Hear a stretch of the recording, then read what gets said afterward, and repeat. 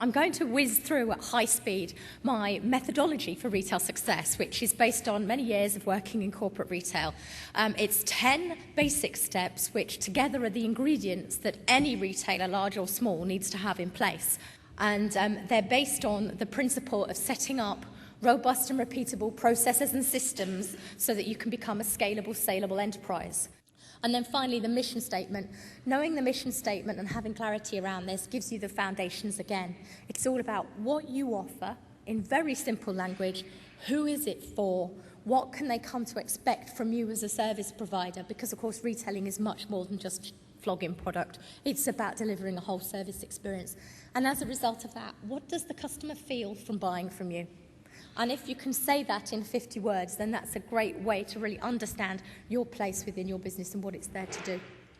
And I think the reason positioning is really important as a foundation for the business is it's from that your customer creates an expectation. And what I mean by that is that by positioning your brand, and explicit side of things is the product and the price, and the implied side of things is the expectation around service and the presentation. But a customer forms a mental image of what it's like to be your customer. And if then the rest of your business operation doesn't live up to that positioning, you have a customer service problem. So bear that in mind, and the rest of the steps that follow are all about how your brand lives up to those key messages that you give out to customers so that you always match or exceed their expectation. So it's all about attracting customers who actually value the advice and support you can give them and will transact with you and will come back and will recommend you to their friends. The rest we just can do without. Range planning. Key discipline of the bigger retailers, something smaller retailers seem to think happens as if by magic. The range plan itself comes down to line level of detail, and it should be used rigorously as a financial controlling tool. It's for margin management, for price controlling, for negotiations with suppliers, and also to make sure that as you come towards a range launch date or a product launch date, you've got all the key dates in for shipments and when the invoices are due and so on.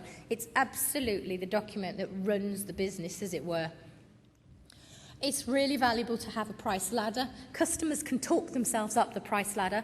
Touched on the importance of communication through point of sale.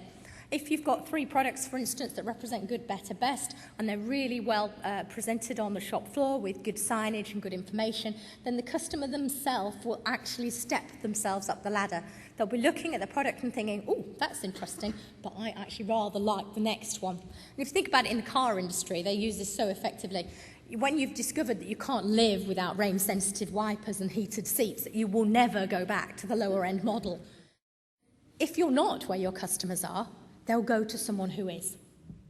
The customer that is able to engage with your brand through multiple channels is worth 130% of a customer who only can shop a single channel.